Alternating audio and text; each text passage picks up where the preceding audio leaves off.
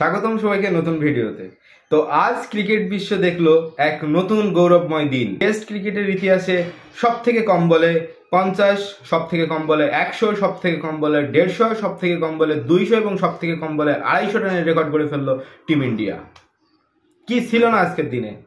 আজকের দিনে ভারতীয় ব্যাটসম্যানদের ভিতরে যে কয়জনই ডাবল ফিগারে পৌঁছেছেন তারা সকলেই 100+ স্ট্রাইক রেটে ব্যাট করেছেন। বাংলাদেশের বোলিংদের হতশ্রী পারফরমেন্স। ভারতের ব্যাটিং এর দিকে যদি আমরা লক্ষ্য করি তাহলে তাদের ব্যাটিং এর ভিতরে আমরা যে ঝোড়ো ব্যাটিংটা দেখতে পাবো, টি-20 সুলভ ব্যাটিংটা দেখতে পাবো। টি-20 বললে ভুল হয়, যখন 3 ওভারে 50 রান, টি-20তেও হয়তো এটা সচরাচর দেখা যায় না। যশস্বী জয়সওয়াল এবং রোহিত শর্মার যে অসাধারণ শুরু, সেটাকে আপনি কি ভাষায় ব্যাখ্যা করবেন? কোন বিশেষণে বিশেষায়িত করবেন? খালেদকে যখন back to back down the উইকেটে এসে প্রথম বলেই ইন দ্য ভ্যারি ফার্স্ট বল রোহিত শর্মা যখন ছক্কা হাঁকালেন লং অনের ওপর দিয়ে, তখন আপনি সেই ছক্কাকে কোন বিশেষণে বিশেষায়িত করবেন? কোনো বিশেষণ আছে কি? নেই। বাংলাদেশের বোলিংদের হতশ্রী পারফরমেন্সই না, বিশ্রী ফিল্ডিং এবং চোখে লেগে থাকার মতো রোহিত শর্মা সেই কট আউট লিটন দাস, যেটা চোখে দেখতেই পাননি। একমাত্র মাঠের ভিতরে যে মেহেদী হাসান মিরাজ, যে আজন্মকাল শুধুমাত্র ভুলভাল আউট নিয়ে আবেদন করে গেছেন, শুধুমাত্র সেই মেহেদী হাসান মিরাজই একমাত্র বলছিলেন যে এইটা আউট, সে শব্দ শুনতে পাচ্ছিল, কিন্তু অন্য কেউ সেটা আর শব্দ শুনতে পায়নি। যার কারণে কি হলো, রোহিত শর্মা বেঁচে গেলেন। তো তারপরে খুব একটা যে তিনি অঘটন কিছু একটা ঘটিয়েছেন তাও না, সে ওই আউটের হাত থেকে বেঁচে যাওয়ার পরে মাত্র 10 রান স্কোরবোর্ডে জমা করেছিল, কিন্তু সেই 10টা রানের দিকে আমরা না তাকিয়ে তার খেলার যে ইন্টেন্ট, সে যে প্যাটার্নটা সেট করে দিয়ে গেছে, সেই প্যাটার্নটা ফলো করেই আজকে প্রত্যেকটা ব্যাটসম্যান ব্যাট করেছে। আপনি যদি ভারতের ব্যাটিং লাইনআপের দিকে তাকান তাহলে তাদের ওপেনিংয়ে আছেন যশস্বী জয়সওয়াল এবং রোহিত শর্মা, যারা টি-20তে নিয়মিতই ওপেন করার দক্ষতা তাদের ঝুলিতে আছে। অন ডাউনে আসছেন আপনার শুভমান গিল, যিনি টি-20তে রেগুলার ওপেন করে থাকেন। তারপরে আসছেন ঋষভ পান্থ, যার কথা আলাদা করে বলার কিছু নেই, তিনি একটা মারকুটে ব্যাটসম্যান, কিন্তু আনফর্চুনেটলি তিনি আজকে 100-এর নিচে স্ট্রাইক রেট রেখে আউট হয়েছেন এবং তিনি সিঙ্গেল ডিজিট আউট হয়েছেন। দেন তারপরে বিরাট কোহলি এবং লোকেশ রাহুল যে পার্টনারশিপটা বিল্ড করে গেল, সেটাই আসলে বাংলাদেশকে ম্যাচ থেকে অনেকটা সিটকে বের করে দিয়ে গেল। তো আমরা যদি এই দিনের প্রথম অংশের দিকে তাকাই তাহলে একটা দেখতে পাবো যে বৃষ্টিবিঘ্নিত 2টি দিন যখন বন্ধ ছিল, তখন খেলা কিন্তু অলমোস্ট কিন্তু 2.5 দিনে চলে আসছিল, কারণ প্রথম দিনে মাত্র 35 ওভার খেলা হয়েছিল। তো সেই হিসাব করতে গেলে 2.5 দিনের একটা টেস্ট সফরকারী দল হিসেবে ভারতের মতো শক্তিশালী একটা দলের সাথে খেলবেন, তখন আপনার ইন্টেন্ট থাকা উচিত ছিল আপনি ম্যাচটাকে কিভাবে ড্রর দিকে নিয়ে যাবেন। মমিনুল হক সৌরভ, আমি বিগত অনেক ভিডিওগুলোতে বলেছি যে একমাত্র বাংলাদেশের টেস্ট স্ট্যাটসের দিক থেকে দেখতে গেলে সব থেকে উপরের দিকে যার নাম থাকে সে হচ্ছে মমিনুল হক। সেই মমিনুল হক এক প্রান্ত আগলে রেখে 107 রানের যে ইনিংসটা খেলেছেন, তার সাথে সঙ্গ দেওয়ার মতো কোনো যোগ্য সঙ্গী তিনি পাননি। আমরা সেই বিশ্বকাপের প্যাট কামিন্স এবং ম্যাক্সওয়েলের ইনিংসের কথা মনে করতে পারি। ম্যাক্সওয়েল এক মাথা থেকে ঝোড়ো যে ইনিংসটা খেলে গেছিলেন, তার যোগ্য সঙ্গী কিন্তু প্যাট কামিন্স অন্য মাথা থেকে দিয়ে গিয়েছিলেন। তো এক এন্ড থেকে যখন একটা ব্যাটসম্যান রেগুলার রান স্কোরবোর্ডে এনে দিচ্ছে, কিন্তু আপনি তাকে অপর মাথা থেকে কোনো ধরনের কোনো সাপোর্ট দিতে পারছেন না, তো এর মতো হতাশার আর কিছু হতে পারে বলে আমার মনে হয় না। একটা ইনিংস যখন প্রথম থেকে শুরু হয়, তখন তাদের সাথে অ্যাটাকিং যে মুডটা থাকে বাংলাদেশ দলের, না বোলিংয়ে না ফিল্ডিংয়ে না তাদের বডি ল্যাঙ্গুয়েজে, কোনো কিছুতে সেই অ্যাটাকিং মুডটা দেখা যায়নি। যার ফলে কি হলো, ফলশ্রুতিতে তার রান 289 রান করে তারা ইনিংস ডিক্লেয়ার করলো। মুশফিকুর রহিম, যিনি অবসর নেওয়ার দ্বার প্রান্তে দাঁড়িয়ে আছেন, সেই মুশফিকুর রহিম যখন জশপ্রীত বুমরার মতো বোলিংকে আপনি যখন ওভাবে খেলবেন, তখন আপনার ক্রিকেটীয় জ্ঞানের পরিধি নিয়ে প্রশ্ন তোলা দর্শকদের শুধু সময়ের অপেক্ষা।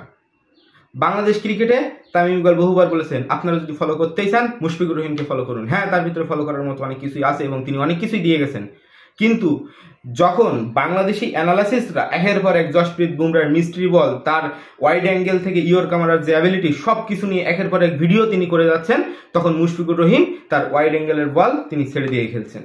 কোন ধরনের ব্যাটিং স্টাইল!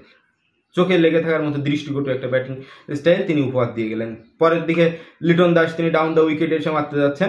আমি এই কথাটা আগেও বললাম যে আপনি যখন সফরকারী দল হিসেবে ভারতের মতো শক্তিশালী একটা দলকে অপোনেন্ট হিসেবে পাবেন, তখন আপনার ইন্টেন্ট থাকবে 2.5 ম্যাচের ম্যাচটাকে আপনি কিভাবে ড্রয়ের দিকে নিয়ে যাবেন, তা না করে আপনার অ্যাপ্রোচ ডাউন দ্য উইকেটে গিয়ে আপনি মারবেন। আপনি যদি মনে করেন আপনি ভারতের পিছে গিয়ে নিজেকে রোহিত শর্মা ভাবছেন, তাহলে আপনি সব থেকে বড় ভুলটি করছেন। লিটন দাস, যার কথা বলতেই হয়, যার প্রশংসায় অনেক পঞ্চমুখ, যার ব্যাটিং দেখা চোখের শান্তি, কিন্তু এই কথা বলে আর কতদিন? উইকেট কিপারে একের পর এক মিস, বিরাট কোহলির স্টাম্পিং মিস, রোহিত শর্মার কট বিহাইন্ড তিনি শুনতেই পাননি, দেখতে পাওয়া তো দূরের কথা। হতশ্রী কিছু রিভিউয়ের আবেদন, যদি আজ বাদে কাল লিটন কুমার দাস ক্যাপ্টেন হতো তাহলে বাংলাদেশ আমি মনে করি 50টা রিভিউয়ের ভিতরে 49 রিভিউ তারা লস করতো শুধুমাত্র ভুল রিভিউ নেওয়ার জন্য। যে মেহেদী হাসান মিরাজকে নিয়ে এত হাসাহাসি, যার কথা কেউ গুরুত্বও দেয় না মাঠে, এবং সব থেকে মজার ব্যাপার হচ্ছে সেই ছোটবেলার সেই বাঘ আসার গল্পের কথা মনে পড়ে যায়। বাঘ আসছে বলে চিল্লালে একসময় হঠাৎ যেদিন বাঘ আসবে সেদিন আর কেউ ডাকে সাড়া দেবে না। মেহেদী হাসান মিরাজের অবস্থা তাই। অন্য দিনগুলোতে এত বাজে বাজে আফিলে সে নিজেকে এত কনফিডেন্সের সাথে উপস্থাপন করেছে, আজকে যখন একটা অরিজিনাল আউট সে সবাইকে কনভিন্স করার চেষ্টা করলো, কেউ কনভিন্স হলো না। এটাই ফল, এটাই বাংলাদেশ দলের বর্তমান চিত্র। রেকর্ডে পরিপূর্ণ একটা দিন আমরা দেখলাম। Virat Kohli, the king of cricket, 27,000 রানের মাইল ফলক তিনি স্পর্শ করেছেন সব থেকে কম ইনিংসে। আজকে যখন ভারত একের পর এক বাংলাদেশকে পিটিয়ে তুলোধনা করে দিচ্ছে, তখন কমেন্ট বক্স ভরে যাচ্ছে একটাই কথাতে, রেকর্ড করার মতো যোগ্য দল ভারত বেছে নিয়েছে। কিন্তু বাংলাদেশ ক্রিকেট কি সেই জায়গায়? বাংলাদেশ ক্রিকেটের অবস্থা কি সেরকম যে তাকে পেলাম, ধরলাম, মারলাম আর রেকর্ড বুকে নাম লেখালাম? তাই হয়েছে।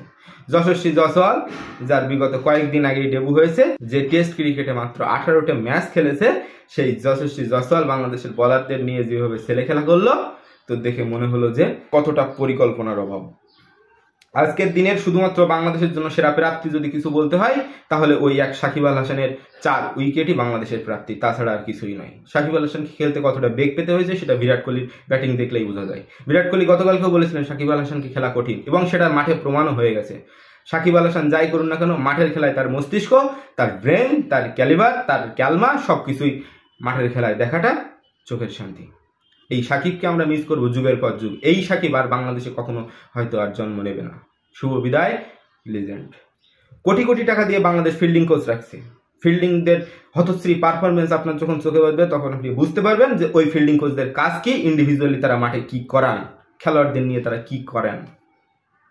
আপনি যদি সামান্য একটা গ্রামের খেলার দৃশ্য দেখেন, তখন একটা ফিল্ডিং মিস হলে তাদের উপর যে মেন্টাল প্রেশার ক্রিয়েট হয়, তারা নেক্সট দিন থেকে মন প্রাণ জান ঝাঁপিয়ে দিয়ে তারা ওই বলটা ধরার চেষ্টা করে।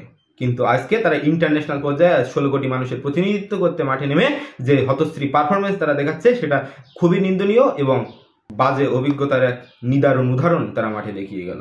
আপনার আমার শুভকামনা, তাদের জয় এনে দিতে পারবে না তাদের মাঠের পারফরমেন্স, বাজে প্ল্যানিং।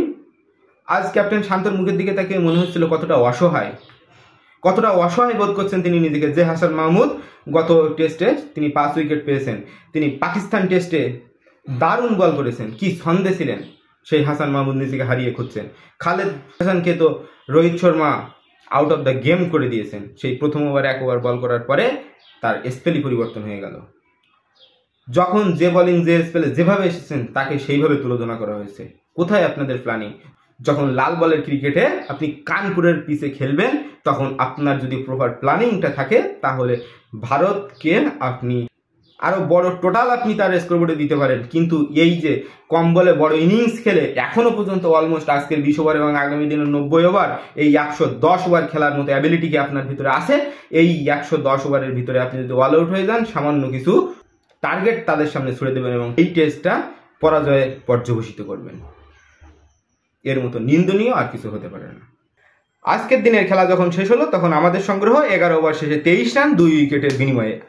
23টা রান করতে গিয়ে আমাদের 2 উইকেট নেই, আমরা এখনো পর্যন্ত তাদের থেকে 26 রানে পিছিয়ে। আমাদের হাতে আছে 8টি উইকেট। নাইট ব্যাটসম্যান হিসেবে আজকে হাসান মাহমুদকে নামানো হলো, সে হাসান মাহমুদ আজকে ব্যর্থ। যেখানে আগামী দিন আমাদের 8 উইকেট হাতে নিয়ে শুরু করতে হবে, এবং সেই 8 উইকেট তো কোনোভাবে দেওয়াই যাবে না। আমাদের মেইন টার্গেট হওয়া উচিত 8 উইকেটে আমরা কিভাবে দিন পার করবো। যদি আমরা সেটা না করতে পারি, তাহলে তাদের সামনে একটা বড় টার্গেট ছুড়ে দেওয়া, যেটা আমাদের জন্য একেবারেই অসম্ভব। আমরা এমন কোনো টার্গেট তাদের সামনে ছুড়ে দিতে পারবো না যেটা তারা চেস করতে পারবে না। সেটা আজকের ভারতের প্রথম ইনিংসের খেলা দেখলে আমরা স্পষ্টভাবে বুঝতে পারি।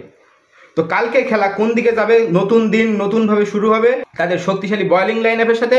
আমাদের নামে নামে অভিজ্ঞ এই ক্রিকেটাররা ক্রিজে কতক্ষণ দাঁড়াতে পারবে, শুধু সময়ের অপেক্ষা। জয়ের কোনো সম্ভাবনা আমাদের ভিতরে একটুও জেগে আছে বলে আমার মনে হচ্ছে না। আপনাদের কি মনে হয় অবশ্যই জানাবেন কমেন্টে। ধন্যবাদ সবাই।